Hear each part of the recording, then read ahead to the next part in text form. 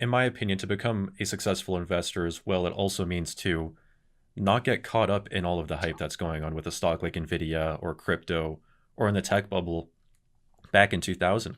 I remember Buffett. I was reading headlines that Buffett was being criticized in 2000 for not getting the tech bubble. And then you take a look at the returns of Berkshire Hathaway, and the stock went up as the tech bubble was collapsing. Yeah. So, yeah, to be a successful investor, I also think you need a little bit of hesitation to get caught up in all of the excitement as well. Yeah, I mean, but I would tell you something that I've only latched onto recently, and I don't know where you or your viewers are coming from, is that you need a basic mathematical ability, and you need a sense of what is cheap and what is not, and what different orders of magnitude are in numbers and how numbers move. Hmm. And what I realize is that a lot of people just don't have that ability. And I used to kind of approach the world thinking that everybody had it. Now I realize that not everybody has it. And I don't know what proportion of the population does. What's my point? If you can't anchor yourself in uh, valuation measures that you can, and valuation is not a simple thing of just like taking a multiple. So, you have to be able to understand that some companies are investing heavily in their businesses to grow. Some companies are generating cash as they grow. Some companies appear to be making money, but actually are not, because cash is being converted into useless assets that are overvalued on the balance sheet. I mean, these are all kind of patterns that one needs to start to understand, and then you need to develop a sense of what this thing is worth and whether you're getting it whether there's margin of safety or not. That requires a certain facility with numbers. It requires a model in your head of how business works, how businesses invest and take and regenerate capital and what they can do with that capital. And that is just so. I think that what I'm trying to say is that if you don't have that, it's going to be very, very hard to remain tethered in reality. So somebody who doesn't have that feels that gravitational force of valuation, somebody who doesn't actually understand the numbers in a visceral sense is going to end up thinking Nvidia is a great buy because they have no sense of trying to understand. I mean, and maybe a way of thinking of it is that you want to, if you think of valuation as height above the ground, you want to buy a business who's low height above the ground with plenty of place to fly up to the blue sky. But the guy who doesn't really understand that Nvidia is like at 3,000 feet and everything, it's that they're not going to be able to tether themselves to reality. And so I think that part of the game, as I now see it, is to be able to evaluate whether you yourself can do that and to decide whether you can or can't. And it's probably got to do with whether you studied, how you compared to other people who were mathematically able. And if you're mathematically able, then that's fine. And it doesn't mean that you need to be able to do higher calculus or understand the Riemann hypothesis, Hmm. but you do have to have a facility with numbers, you know? I agree. Yeah. I would agree. And you have to understand what those numbers mean and how they translate into reality and future returns, even. Yeah, and don't, if you're not that kind of person, then figure it out pretty quick and adjust accordingly. I'm not the kind of person who's good at getting things done, so I needed to adjust my life into a world where getting things done was not the critical thing. Hmm. And so figure out where your strengths are and play to those strengths. And if you're strong at numbers, great. And if you're not, don't cry any crocodile tears over it. There's other things to be getting on with, and it's a skill. There's all sorts of ways to delegate that aspect of things, whether you're buying index or whether you're finding the right people to invest for you, all of those good things. Yep, I agree. So it's almost like knowing more about yourself and mitigating the risk of yourself on Yeah, it is. Yeah, you're right. It is another way of knowing yourself in a strange way. I don't think that I have trusted myself as much as I should have around numbers because I realized that I'm not so terrible at numbers. In fact, that's a relative strength for me, Mhm. relative to like understanding people and reading people, where that's a relative, in comparison to my wife, for example, that's a relative weakness. Mhm. So Very, very interesting. Well, I'm very conscious of the time here. We've been going for about an hour. So, do you mind if I just ask you one last question? Yeah, do some for quick fire. You can do 3 or 4 quick fire if you like. All right, let's do it. Sounds good. Yeah. Okay, if you could go back and give your younger self one piece of advice, what would it be? How far back? Uh, let's say back to when you were 20, starting your career around that time.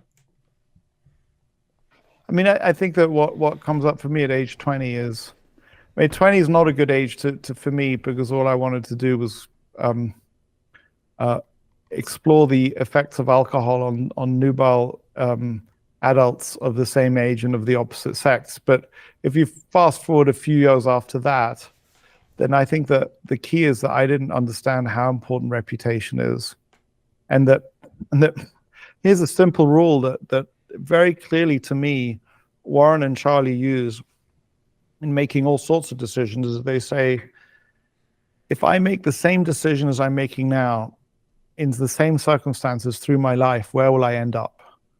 And if they end up in a better place or a positive place, they're likely to do the thing.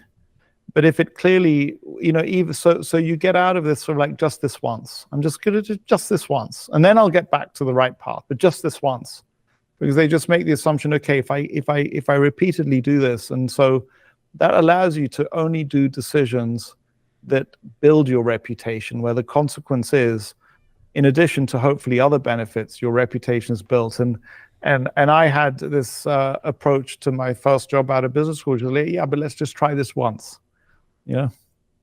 I mean, another thing that I would say is that if you're going to make mistakes, make them early, and actually try and make as many mistakes as you can early. So if you're going to do that and many other things, do it as young as you can, because there are plenty of rich lessons to learn. I mean, I learned some rich lessons from not taking care of my reputation, and I was able to recover, but I think it took like a decade, so you don't want to do that too much, Okay. So really consider the impact of your decisions then, and it almost sounds like have discipline and don't that, just make a bad decision one time. Oh, this will just be one time thing. Try to make good consider decisions. consider the reputational impact of your decisions. Do you know the movie, what is it called? I think it's called Ghost. The guy, Patrick Swayze. It's an old movie, and he wants to talk to his girlfriend who was killed, and he finds this medium, and eventually he sees, so all that stuff that you did which had bad karma catches up to you sooner or later, and often way sooner than later. So in a certain way, what I'm saying is, don't discount the karma. Or every decision one makes has a reputational effect. So take decisions, and I think that when I was in my early 20s, I discounted the reputational effect. And I think it's very simple. Divide all your decisions that you might take and discard the ones in which the reputational effect is even slightly negative. Just don't do those. There's plenty of other actions that you can take if you like. So that's the thing that I'd want to communicate to my 20-year-old self.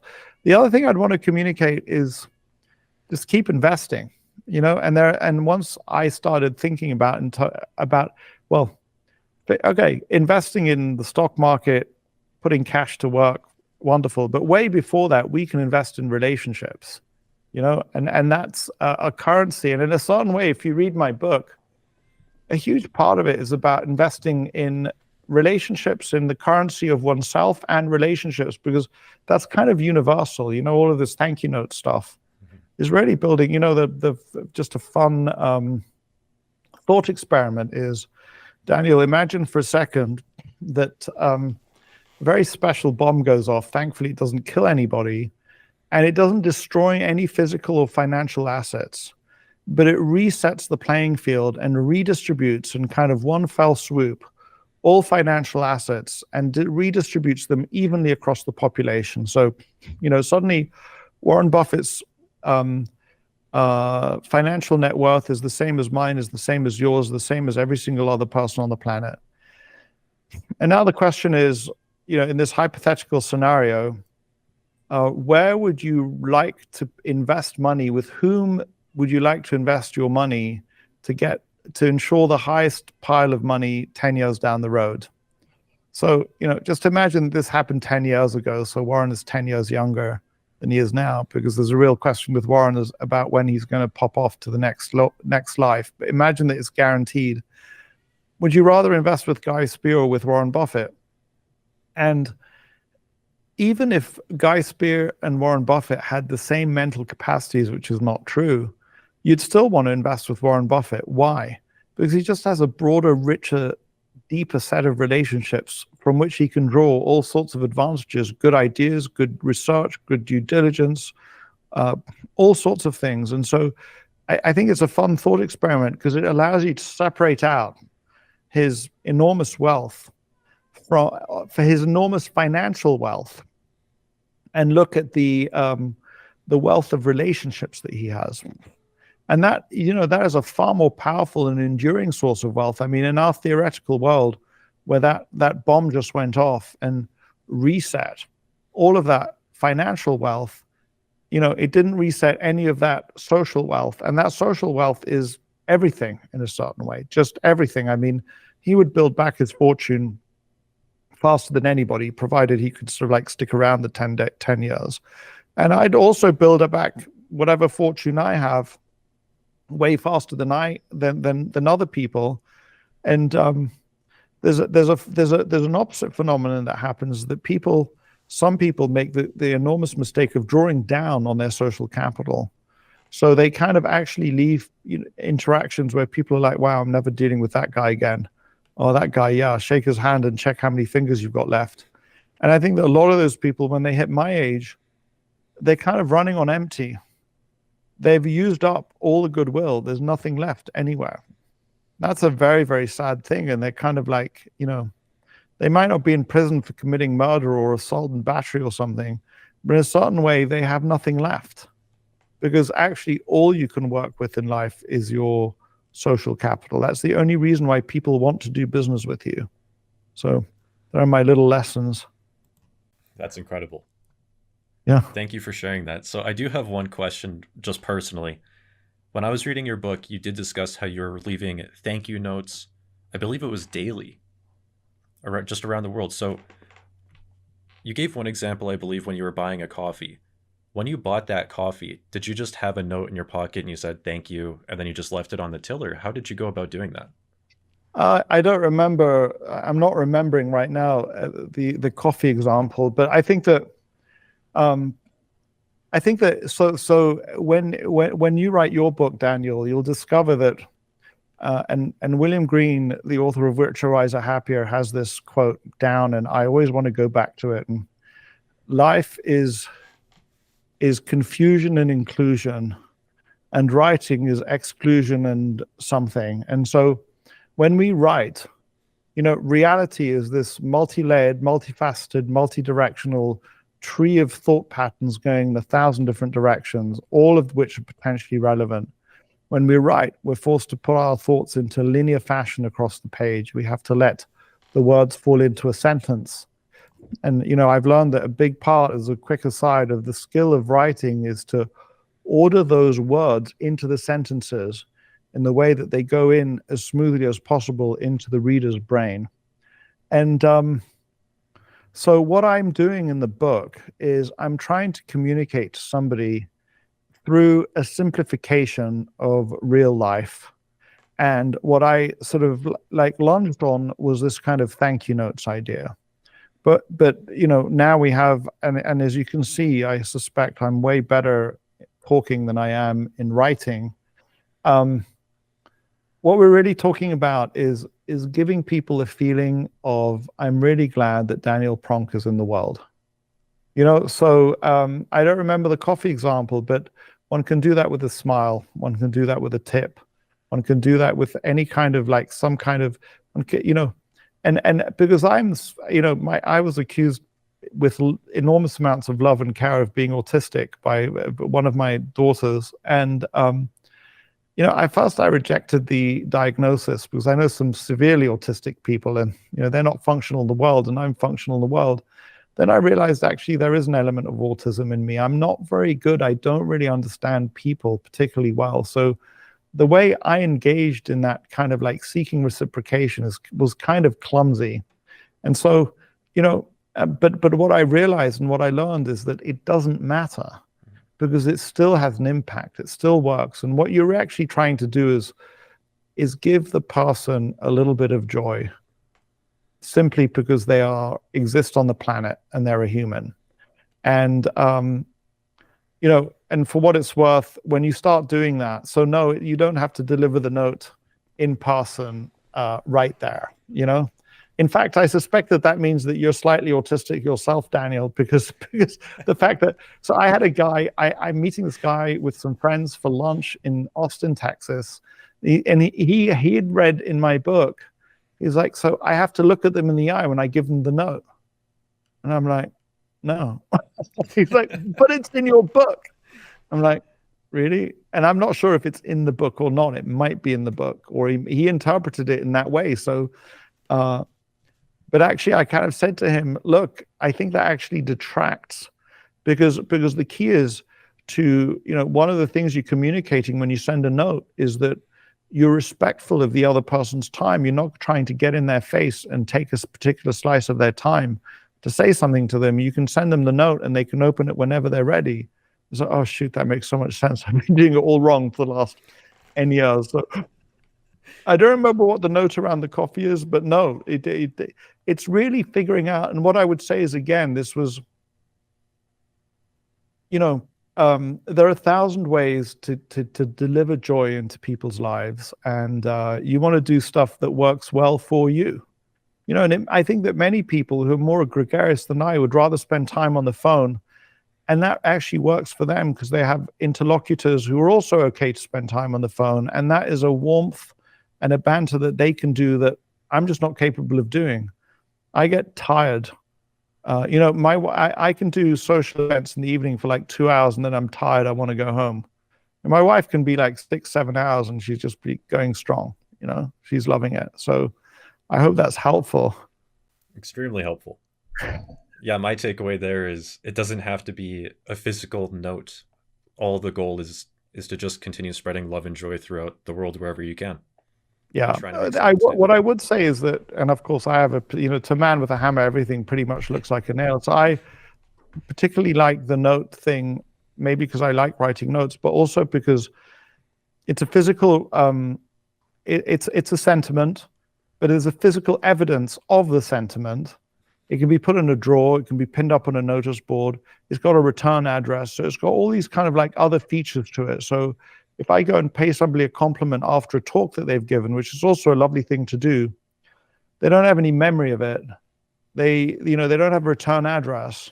And so, but that, I mean, it's not the end of the world. But I was explaining to my nephew 7 touches before. I think the marketing literature says that if you're a new product, the consumer has to have had some positive interaction with communication about the product or the product itself 7 times before they start kind of recalling the product and being aware and having a sense of what that product is. So in a certain way, we're all product. We're all a personality that, what do they call it? I don't remember, personal marketing. We want people to remember us. And so, yeah, the compliment at the end of a talk or the stroke of one kind or another is a touch. 1 of 7, let's say. But I think that, in that marketing mix, the handwritten note is like extremely powerful. Mm-hmm. So. Those are all great points. Yeah. Incredible points. I believe you said you received a note back from Charlie Munger. Is that correct? Long time ago. I haven't received one recently, but I haven't sent him anything recently. So, I mean, I kind of, I did. This was like 50. I've had like two interactions on that before I met him with Charlie Munger. One was I just sent him a book. I don't know what I sent him, but I said, it was like what people send to me now. It was like, I've learned so much from you. Thank you so much. Here's a book that I know you will enjoy reading. It was something like Journey to the Ants, something like that, by E.O. Wilson was maybe what I sent him. And he sent me a really lovely note back saying, I've been really meaning to read this, and this landed on my desk. Thank you so much for sending it to me. Which was great. And then a second time I wrote to him and I said, look, I've been given this CD recording of 24 standard causes of human misjudgments. Are you okay if I distribute it to my friends? He was like, yes, but not for commercial use. And he wrote on the letter that I sent him, he said, yes, but not for commercial use. And that came back to me. But I think that, so first of all, so I've now met him, but I haven't had any real conversations with him. I mean, Monish has had plenty of conversations with him, and Monish sees, and I've met some members of, so there's some of Charlie's grandchildren are friends with Monish's children. And so I've met some of his grandchildren through Monish's children, but I can't say that I have a personal relationship to Charlie Munger, and I feel like I don't want to bother him, and like too many people are after him, and it's bad enough as it is for him. And I have a relationship to his assistant, Dorothy, Delta, as one says. But there's something to be said for leaving people alone. I would not be trying to call Warren Buffett up to wish him a happy birthday. I think I know his birthday. I send out birthday cards. I don't send Warren Buffett a birthday card. I don't think it's appropriate for me to do that. Mm-hmm. I send him one holiday card, but I fully expect it to be open. I send one to Debbie Basanik as well. I fully expect it to be opened by Debbie Basanik, and if she shows it to him, she shows it to him. But it's okay. The guy is old. He's been running Berkshire Hathaway for me and God knows how many shareholders. Give him a break. I'm not his son. Yeah. I'm not a close friend who lives next door. I'm just a guy who discovered him. So in a certain way, and that's part of the being intelligent about whom one engages with.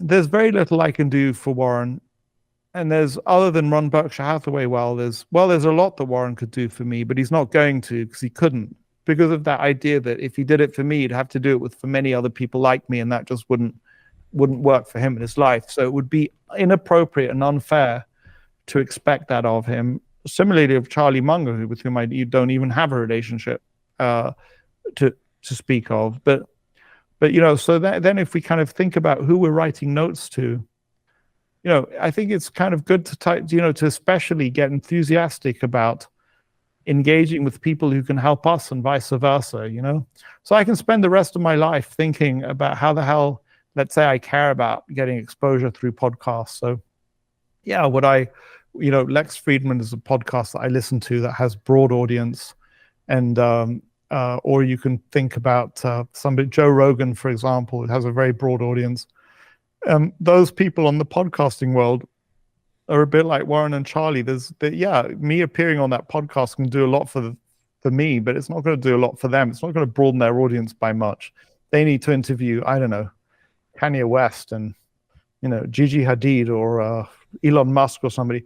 But going on Daniel Pronk's podcast or show, then that's a benefit to you. Hopefully you'll get a whole bunch of new listeners, and vice versa. So focus on the people that you can actually genuinely help and who can genuinely help you. I would tell you, in terms of, interestingly enough, so look, I own shares of companies with my fund is 350 million, so you can sort of call that my market capitalization. And I own shares of companies with far larger market capitalizations, but I found that if I engage with a company of approximately the same market cap, by owning up to 5% of their shares, so potentially 5% of my fund is 5% of their shares, that creates a kind of a conversation amongst equals. Mm-hmm. And that's where I should be engaged with. Similarly, you're sort of 200,000 plus. There's not quite, it's not quite the same order of magnitude. I think that my subscriber base is like on YouTube is like 8,000 or so. But if you look at my email list, it's about 25,000. So we're talking about something thousand, mm-hmm. And so it's approximately the same order of magnitude. And yeah. So yeah, he has written back to me, but I'm not writing to him anymore. I probably send him a holiday card, mm-hmm. So I think that once a year, we get the right, if we've met somebody or somebody's in our lives, to send them a holiday card, and that's not over the top. So, one year I was sending holiday cards to all these politicians, and some of them wrote back, and sort of like celebrity type famous people. So I got a holiday card back from Prince Rainier Prince Albert. That's his grandson or son. Prince Albert of Monaco. Um, William of Windsor. The Prince of Wales. He sent me a holiday card. Wow. He returned. Now, not there a postcard. I mean, I'm sure they send thousands, if not tens of thousands, out. Mm-hmm. Every single person, Nicolas Sarkozy. So that's kind of fun. And if one day I've never stood in the same room as Nicolas Sarkozy, but if I was in the same room, I'd be able to say, "Hey, Nicolas, we exchange holiday cards. Isn't it great?" Actually, specifically in his case, I send him a holiday card. He sends a letter. He says, "Thank you so much for sending your holiday card. I'm sending you my best wishes," which is lovely. William and Kate send a postcard. So if I was in the same room as William, I'd say, "Hey, William, you and I, we exchange holiday cards." That's so funny. Yeah. Yeah, but the overall theme there, I guess, is you want to try and work with people or reach out to people where you can be a value add to their life and not be almost, you don't want to detract from them, I guess I'm trying to say. You want to be well, yeah, and if I'm getting it wrong, there's not, there's not much I can do. There's nothing I can do for Warren. So what am I getting into his life to do? Yeah. The only thing I can do for Warren is help Berkshire Hathaway buy IKEA. So I tried, but I did not succeed. So we had a whole project a couple of summers ago where we were calling up directors of IKEA. We were doing analysis based on the publicly traded documents. This intern, Roy Lipovetsky, wrote a kind of a white paper saying, which kind of like sought to explain to people around IKEA why this would be a match made in heaven, which it would have been, not happening. So I feel quite confident that if I were ever to be instrumental in helping Berkshire Hathaway buy IKEA, Warren would happily meet me for a coffee in the basement of not in the basement, in the ground floor of his building, or maybe he'd even go and grab a hamburger with me or something like that. But Yeah, it is cool that you had lunch with him too. I haven't said that yet in the show, but yeah, you had lunch with him, and I believe it was the 2008 auction you won. Yeah, so I was offered the opportunity for 20% of that to join Bill Ackman for it would have been a sort of charity lunch at a dinner with other people there. And I turned it down. I don't know if I'd made the right choice. But, the lesson from that, Daniel, or one big lesson is, that's an investment in your relationships. I mean, there's a humongous investment in my relationships. Mm-hmm. But it was powerful. It had a huge impact. And there are all sorts of small and large ways that we can invest in our relationships. It's not a dumb idea. If you have the money, if you don't have the money, don't do it. It's not a dumb idea to spend money to show up somewhere. Maybe it's travel expenses, maybe it's an entrance ticket, maybe it's who knows what, to get around the people you want to be around. It's not a dumb idea at all,